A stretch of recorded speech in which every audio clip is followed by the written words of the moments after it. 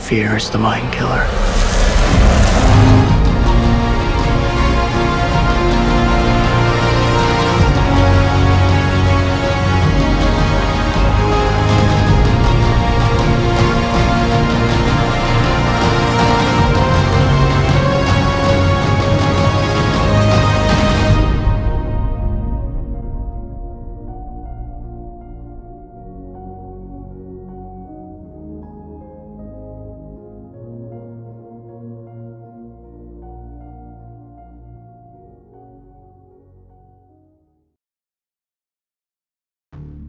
Denis Villeneuve's last film, Blade Runner 2049, is slowly but surely following a similar path to the original film. The original Blade Runner was somewhat of an anomaly when it released back in 1982, with Ridley Scott's adaptation of Do Androids Dream of Electric Sheep was underappreciated, taking its time to build a massive cult following. That film is a science fiction masterpiece in many of fans' viewpoints, taking the fears and paranoia of artificial intelligence and meshing it so perfectly in a neo-noir package, undoubtedly having an influence on many directors and films that followed. Denis Villeneuve is an example of one of those directors. In our current world, where every film needs a reboot or thousands of sequels, Blade Runner 2049 sets itself apart as one of the worthy sequels that makes a case for existing.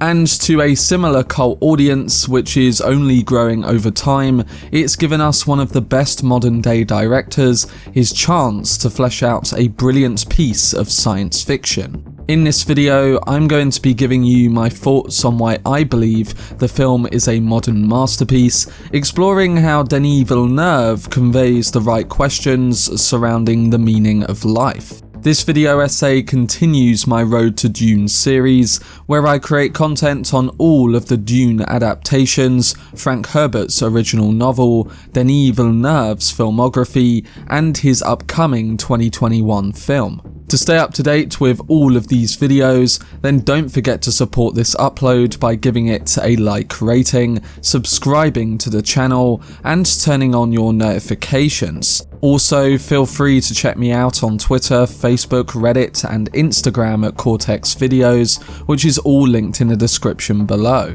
But without further ado, let's dive into Denis Villeneuve's Blade Runner 2049.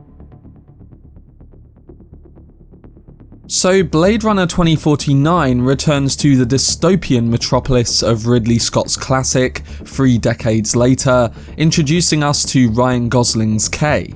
Like Harrison Ford's Deckard before him, K is a staple Blade Runner tasked with locating and retiring rogue replicants. He soon makes a discovery which has implications both for himself and the already strained relationship between humans and replicants, leading him to tracking down Ford's Deckard for some answers. Measured and thoughtful in its pace, Villeneuve's film meditates on deep questions of identity, creating a world in which you can never be sure who is or isn't real, or even what truly adds up to being real. It's been mentioned 1,000 times before, but none of this could be accomplished without the excellent cinematography by Roger Deakins, reinforcing an existential uncertainty by reducing characters and locations to mere forms. Many scenes are shrouded in smog, mist, rain, or snow,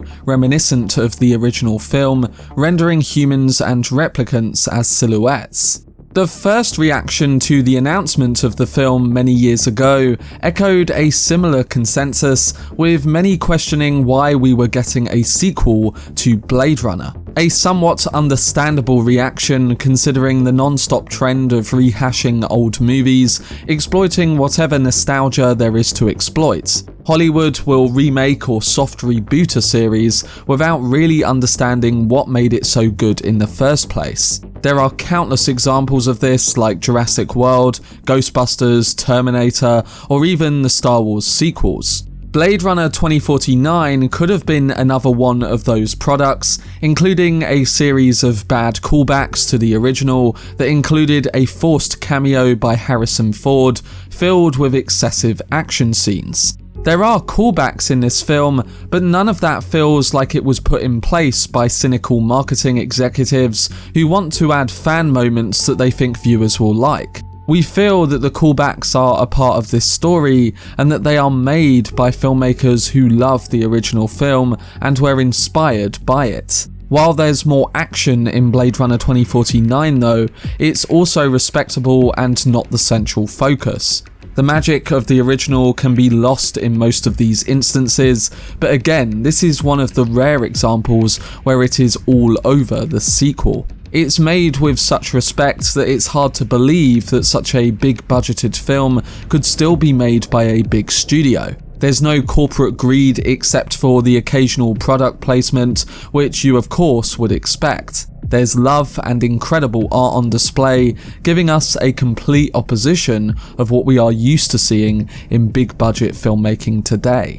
For an 80s flick, Blade Runner had a serious philosophical approach. Director Ridley Scott's sci-fi classic is set in Los Angeles in 2019, a city that's been devastated by pollution, industrialization, and overpopulation. The film tracks Rick Deckard, a detective whose career is devoted to capturing replicants, synthetic human servants now feared after a violent off-world rebellion. Through its poetic representation of these replicants, the film asks questions of what it means to be human and to what extent that a synthetic humanoid can have a real personality.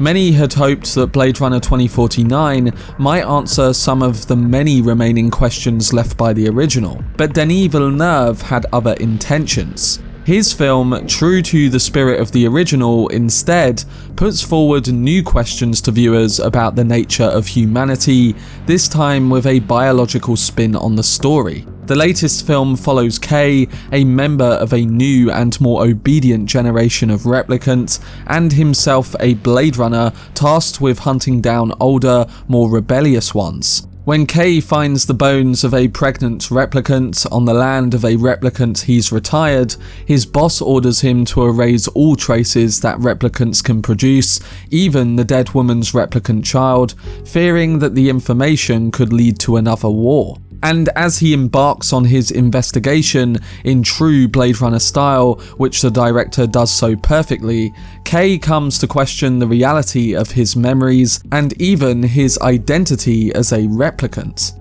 And it's the powerful display of philosophy here that really drives these themes to a more satisfying and extended degree. Some of the philosophical lessons that the first film conveyed in philosophy include the question, what does it mean to be human? The original conveys the idea that simple diagnostic criteria for deciding who or what is or is not human are bound to fail, and that what it means to be human isn't so much an objective fact that's out there in the world waiting for us to discover, but rather it has more to do with our attitudes towards one another. Being human is more like a social construct than it is an objective fact. Now, that doesn't mean that objective facts in the world aren't relevant. They're of course extremely relevant and necessary, but they're also not sufficient.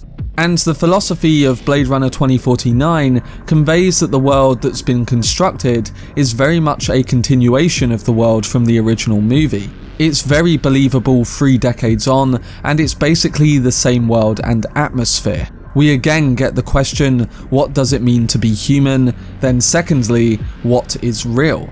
The Deckard character in the new movie says to Jared Leto's Neander Wallace, I know what's real, but he says it in such a way that means, I hope I know what is real. Various characters in the film are trying to find out things, and it's not clear to them or to us that they can know what they want to know because of accidental factors or because the information is just not available. Then there's the question, what grounds a person's identity?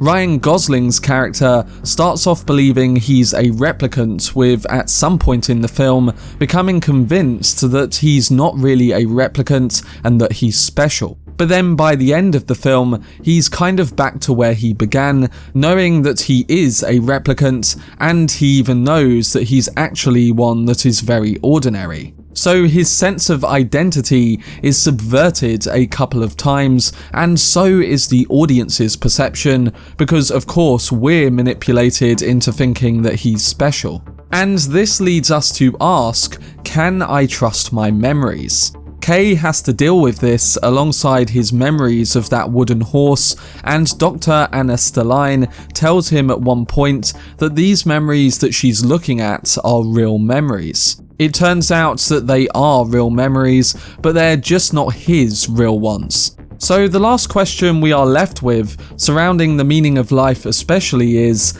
how can we make our lives meaningful through our choices? Kay is leading a tired and repetitive life where we see the tiredness in his eyes, his face, and when he's retiring that first replicant, which is the same kind of wariness that Deckard displays in the original film. They're going about their jobs and it's a tough order, but it's what they have to do. But throughout the film, his character also makes choices that seem to go against what he was designed to do and what he's designed to be. By the end of the movie, when he's lying on his back on the steps and the snow is falling on and around him, the audience is supposed to get the sense that he's at peace, that he feels he's made the right choices, and that he has accomplished something. But what's evident is that a lot of big issues are unresolved at this point, and yet he's achieved a kind of meaning in his life by helping Harrison Ford's Deckard unite with his daughter.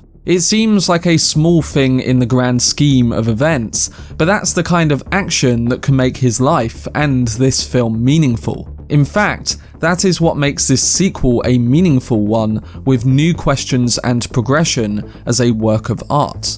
Like many, I originally came out of the theatre thinking about how great the special effects, imagery, and production was in the film. But what has made this film so rewatchable to me and many cult fans who are joining onto it like the original is that through its story and progressing themes, this film doesn't just wow you through effects, but it also challenges you. The questions of what does it mean to be human, who am I, and what do I know are ones that make the audience realise that a film like this can be the catalyst or the prompt for self-examination. If you compare this film to most other big budget properties, it's just way more thought-provoking and deeper. Blade Runner 2049 reminds us what cinema can do and that suddenly it can become magical again. We're not just dealing with another blockbuster that we will immediately forget about weeks later. For positive or negative reaction to it,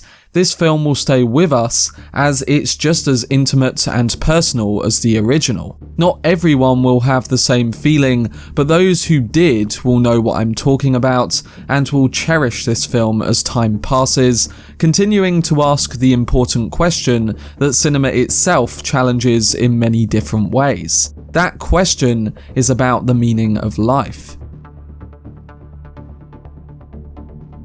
But that was my video essay on Denis Villeneuve's Blade Runner 2049 and why I believe the film is a modern masterpiece that hits on many different levels. Prisoners is still my favourite film by the director, but Blade Runner 2049 is definitely my second best film in his filmography, and it's one that, like the former, does a fantastic job in conveying its story and central ideas through a sense of aesthetic and filmmaking atmosphere. Not much films can do this alone, and it's something that only elevates the clever writing and important themes on display in the story, which I discussed before.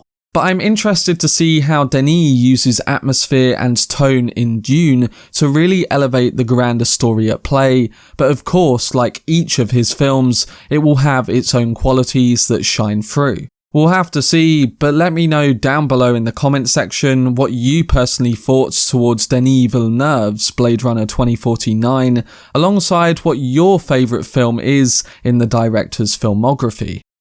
My last commentary in this Road to Dune marathon is on Denis Villeneuve's Incendie, where I will be going deeper into how the director conveys grief and human suffering. This will be released in the coming weeks, alongside much more content on Dune 2021 coming over the next few months. To stay up to date with this series along with all the latest news on Denis Villeneuve's Dune, then subscribe to the channel and turn on your notifications. Also, if you enjoyed this video, remember to leave a like rating and follow me on social media via the links in the description.